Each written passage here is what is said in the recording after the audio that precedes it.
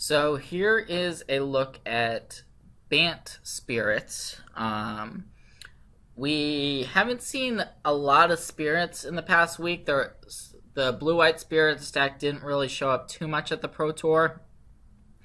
And I don't know why people are not trying to splash Collected Company into their spirits deck, but this is a list that Team East West Bowl was working on for the Pro Tour, and I like it a little bit. Made some changes based on the metagame. It's doing a lot of powerful things. The games are pretty interesting with the deck. Like any 3-color deck in this format, the mana base is a bit questionable. You're not going to be able to curve out every game, which is going to make it a little bit awkward. You do want to be playing your spells, your creatures on curve if possible, but even if you don't, this deck does have a pretty powerful late game and a pretty powerful spirit engine, so Collected Company can get you out of some pretty tight spots. And the green is just a splash, so you're pretty likely to have blue and white mana, and then if you find the green at some point, that's fine. You don't need it super early in the game. There's only one drop, and it should be pretty straightforward. It's Mausoleum Wanderer. This is a card that works perfect in this sort of deck. A lot of players don't realize that it can counter an opposing removal spell, an opposing languish. It can become bigger as well, so you can get it out of range of something like an opposing Liliana, and it's just great. It's the perfect card in this sort of deck to play on the first turn of the game. On turn 2, we've got some more flyers, and by the way, obviously we've got a bunch of flyers in our deck because we are a spirits base deck. Rattle Chains is a card that being able to flash in any of your spirits at instant speed is super nice. That's a part of Rattle Chains that people don't think about. You may think of it as a 2-mana 2/1 that can give a spirit hexproof and has flash, and that's all true, but there's even more going on with this card. So it's one of the classic cards in this deck. Selfless Spirit is another card we are seeing this card in Bant Company, so you know that it's going to see play in this deck. Being able to prevent something like a Kozilek's return at the moment is super important. And just being able to give your guys indestructibility. Sometimes your opponents don't see it coming, and you can sort of steal wins with it. So it's really a nice card. There's one copy of Anafenza Kintry Spirit as well. May seem a little bit weird to have a singleton like that in the deck, but it's been good as a one-of. I could see playing more of it. It is a spirit. It's also a legendary creature. But the bolster is pretty nice as well. And, of course, we're going to have a bunch of 3-mana creatures because we are a Collected Company deck, and that just makes sense to have a bunch of 3-mana cards that you can company into. Reflector Mage is basically a sacrifice. You're just going to play Reflector Mage. It's not a spirit, but it's such a powerful card that you just play it. It's your main form of interaction with opposing creatures. You can bounce them. And we've just seen Reflector Mage, how absurd the card is. It should go in any sort of Collected Company Bant deck. It's just perfect. There's also 4 copies of Spell Queller, which should need no explanation there. The card is it's a spirit, first of all, but it's also just has an absurdly high power level as well. And it can act as another counterspell. And then we also have 4 copies of Nebelgast Herald. So this is the 3-mana 2/1 with flash. When it or another spirit comes into play, you can tap a creature. So it really stops your opponents from getting anything going as far as their creatures are concerned.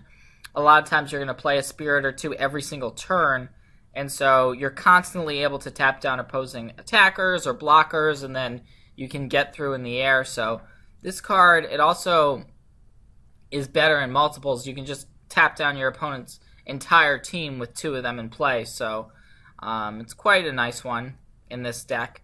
And so let's move on to our bigger spells. These are going to be more action cards, cards that cannot be hit off of a Collected Company. We've got the Collected Companies themselves, of course, and then we've got some counter spells here.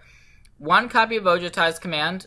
The command can bring back a variety of our own creatures, and it's just a solid counter spell. And there's a Summary Dismissal as well. Summary Dismissal is basically a hedge because all of these Emrakul decks are popping up, and this card is the perfect answer to Emrakul. Just cleanly deals for it on a 1-for-1 axis, so it's really nice in those matchups. Sometimes you'll board it out, sometimes you'll board another one in. It just depends what you're playing against. There's 2 Clash of Wills as well, as more of a versatile counterspell that you can play earlier in the game. And then 2 copies of Archangel Avacyn. We are playing 4 copies of Selfless Spirit as well as Mausoleum Wanderer, so we have ways that we can sacrifice our own creatures to flip it, and it also can protect our creatures.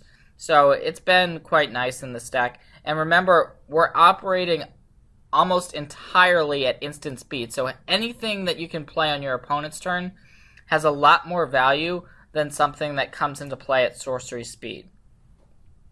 And looking at the sideboard here, we've got some more options in terms of counterspells. There's a Dispel, a Negate, and then also another Dismissal and another Ojutai's Command. So these are cards that we're boarding in. Basically, we're switching out counterspells here or there depending on the matchup. We'll know when Summary Dismissal is very good if you're playing against an Emrakul deck, or if you're not playing against an Emrakul deck. Essence Flux is a card you board in against the removal heavy decks.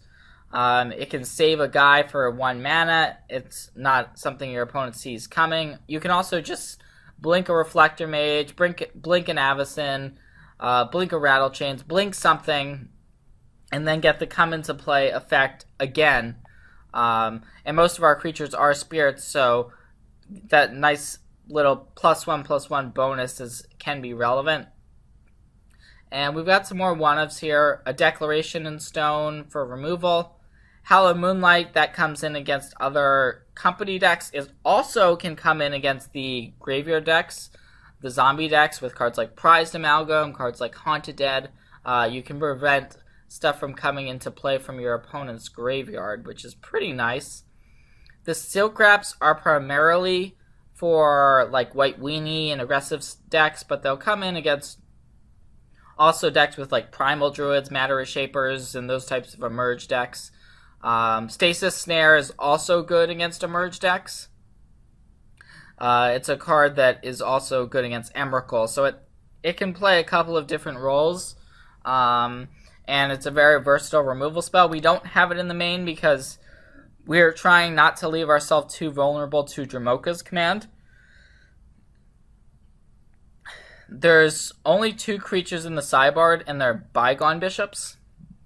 So they are creatures that you can company into, and they help you refuel and have more gas for later in the game by generating you clues. And these are whenever you cast a creature spell with convert a mana cost 3 or less, you can investigate. And we've got a bunch of creatures that do cost 3 or less, so they can take over the game pretty nicely. And then last but not least, we've got 2 copies of Tragic Arrogance as sort of our catch-all, our Wrath of God type effect. This deck's worst matchup, in my experience, is actually White Weenie, so having some sort of mass removal is important, and Tragic is the best one because it allows you to keep your Spell Queller, keep your important creature in play, keep your Avacyn in play, what have you. So this is the Banned Spirits deck. I I've been having success with it and looking forward to playing some more.